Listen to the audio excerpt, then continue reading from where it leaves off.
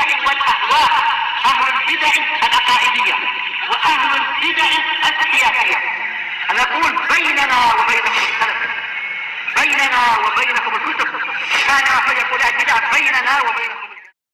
Bismillahirrahmanirrahim. Qala al-Imam Ibnu Utsaimin rahimahullahu taala, masih di muka surat yang ke-28 terkait dengan an-nahyu, yaitu larangan.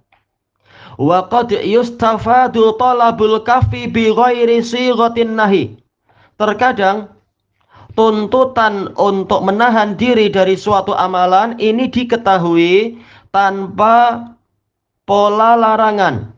Tidak ada fi'il mudhari yang makrunah bila an-nahiyah. Tetapi kita tahu ini adalah larangan. Mislu, contohnya apa? An yusofal fi'lu bit tahrim. Perbuatan disifati dengan apa? Bahwasanya itu adalah haram. Seperti apa? Sabda Rasulullah SAW, inna dima'akum wa a'radakum wa amwalakum haramun alaikum. Sesungguhnya darah-darah kalian, kehormatan kalian, dan harta kalian itu haram bagi kalian. Maksudnya apa? Darah sesama muslimin haram untuk ditumpahkan. Kehormatan sesama muslimin haram untuk dicemarkan. Harta sesama muslimin haram untuk dirompak atau dirampas. Au bil hadr, atau dengan lafaz hadr sama mahdzur, yaitu apa? Terlarang. Awil qubh, atau disifati ini adalah sesuatu yang qabih, sesuatu yang buruk. Jelas apa? Jelas terlarang, karena Allah memerintahkan yang baik-baik dan melarang yang buruk-buruk. Au yudhammu fa'iluh, atau pelakunya itu dicela. Seperti misalkan apa sabda Rasulullah SAW, laisa lana mathalus sau' al-aidu fi hibatihi kal kalbi ya'udu fi qai'ih. Bukanlah menjadi hak kami, hak sesama muslimin, permisalan yang buruk.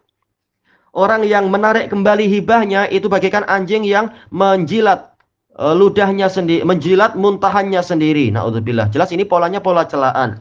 Jadi dilarang untuk menarik kembali hibah.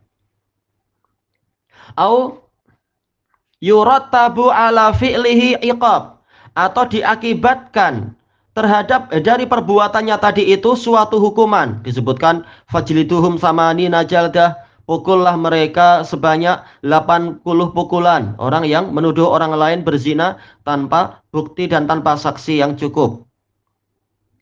Au nahwu dzalik, atau yang seperti itu. Jelas ini walaupun tidak diiringi dengan fi'il mudhari yang bergabung dengan lan nahiyah, kita tahu ini memang terlarang.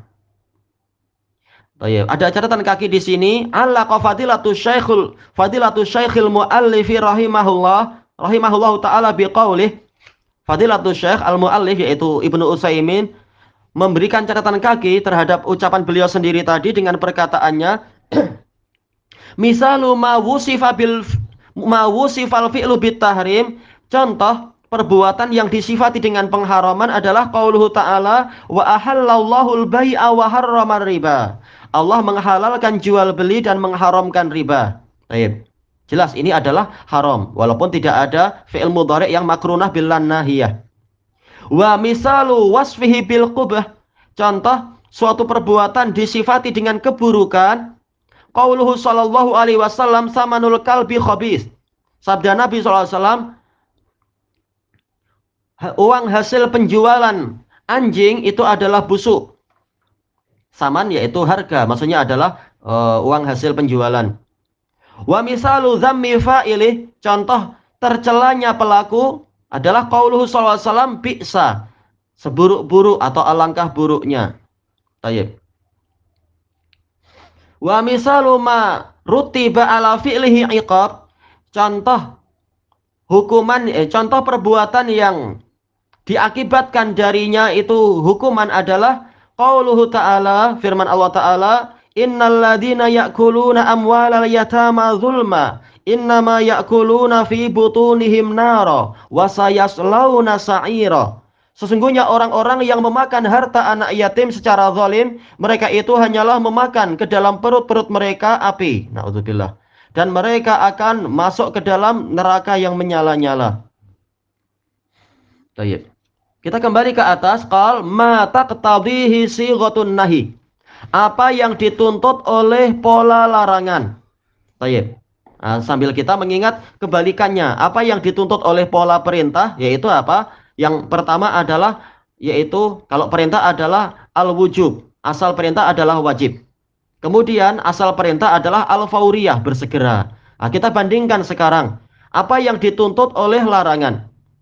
Sighatun nahi indal itlaq taqtadi tahrimal manhi anhu wa fasadah. Pola larangan ketika dimutlakan, ketika tidak ada qarinah yang memalingkan ke makna lain, dia ini menuntut diharamkannya perkara yang dilarang tadi dan menuntut rusaknya perkara tadi. Maksudnya rusak itu apa? Yaitu tidak sah, tidak berlaku. Nah, sekarang beliau memperinci. Faminal adillati ala anha taqtadi tahrim. Di antara dalil yang menunjukkan bahwasanya larangan itu menuntut adanya pengharaman. Jangan dicium. Dia nggak mandi itu. Nanti banyak abu atau apa. Qauluhu ta'ala wa ma atakumur rasulu fakhudhuh wa ma nahakum anhu fangtahu. Apapun yang Rasul melarang kalian darinya, maka ambillah dia. Dan apapun yang Rasul melarang kalian, apapun yang Rasul mendatangkan, apapun yang didatangkan oleh Rasul kepada kalian, maka ambillah. Dan apapun yang Rasul melarang kalian darinya, maka berhentilah. Baik, kita lihat lafadz fangtahu. Ini perintah atau larangan? Intahu, perintah. Karena kita tahu, alhamdulillah dengan usul fikih ini kita tahu, perintah itu pola dasarnya apa? Yaitu fi'lu nahyin, ada fi'il nahi. Perintah itu dasarnya adalah fi'lu amr. Nah, sekarang intahu ini fi'il amr, dari intaha yantahi, intahi, fi'il amr. Berarti apa? Kita diperintahkan untuk berhenti. Nah, sementara kita tahu asal perintah adalah apa? Wajib. Berarti apa sekarang? Intahu berarti wajib berhenti. Apa makna wajib berhenti berarti? Yaitu haram untuk berbuat. Berarti tahulah kita asal dari larangan memang apa? Haram. Karena wajib untuk ditinggalkan. Bukan mustahab ditinggalkan.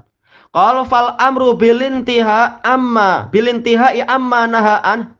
Perintah untuk berhenti dari apa yang dilarang, yaqtadi wujubal intiha. Dia menuntut wajibnya berhenti. Kita wajib untuk menghentikan dari perbuatan tadi.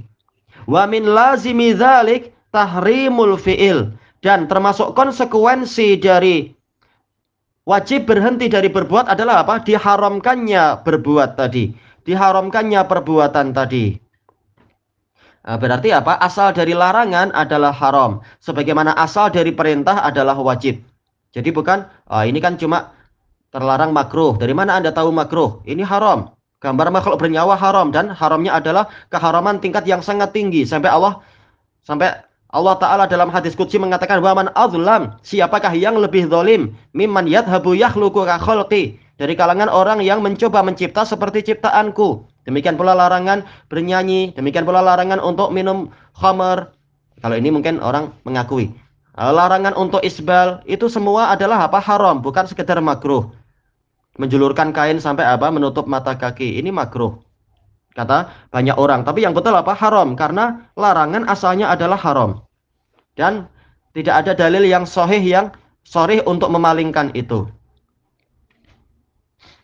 Baik. Kemudian wa minal adillati ala anha yaqtadil fasad. Di antara dalil yang menunjukkan bahwasanya larangan itu menuntut adanya kerusakan. Maksudnya apa? Perkara ini kalau dilarang berarti apa? Ini memang rusak. Kalau masih dilanjutkan maka amalan tadi tidak sah atau transaksi tadi tidak halal. Qauluhu sallallahu alaihi wasallam, man amila amalan laisa alaihi amruna fahuwa rad. Sabda Rasulullah SAW, barang siapa mengerjakan suatu amalan yang tidak ada padanya perintah kami, maka dia itu tertolak. Berarti apa? Amalan tadi rusak. Contohnya apa? Sabda Rasulullah SAW, la sholata bi ghairi tuhrin, wala sodaqata min hulul. Min ghulul, wala sodaqata min ghulul. Tidak ada sholat tanpa kesucian dan tidak ada sedekah yang diambil dari korupsi. Nah, dari sini kita tahu apa? Kalau orang tetap sholat dalam keadaan dia berhadas, maka sholatnya itu rusak, tidak sah. Karena larangan menuntut adanya kerusakan. Demikian pula orang yang bersedekah, tapi dari mana sedekah itu?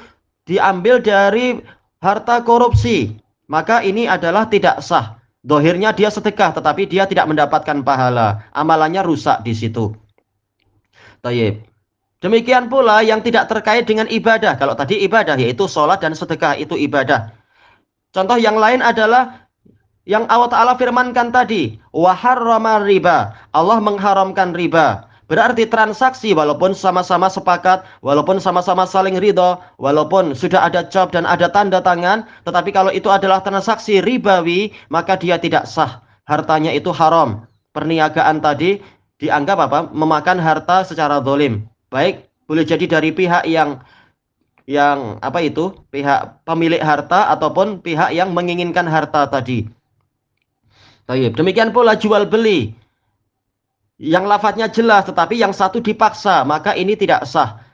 Berarti apa? Barang tadi tidak berpindah tempat. Demikian pula duitnya tidak berpindah tangan. Jadi ini yang dikatakan apa? Larangan itu menuntut adanya kerusakan. Amalan tadi tidak diterima oleh Allah dan transaksinya itu dianggap tidak pernah ada.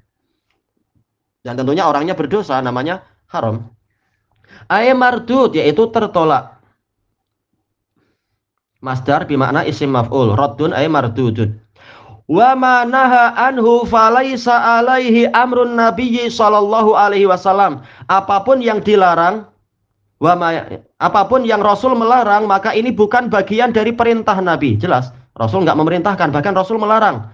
Fayakunu mardudan, maka dia itu tertolak. Tayyib. Nah, setelah itu ada pembahasan yang agak mendetail.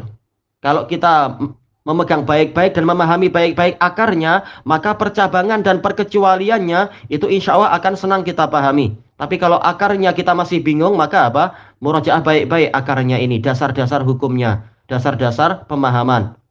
Nah, setelah itu kita akan masa yang akan datang membahas masalah perkecualiannya atau masalah syarat-syarat kerusakannya dan sebagainya. Tayyib ilahuna wallahu a'lam.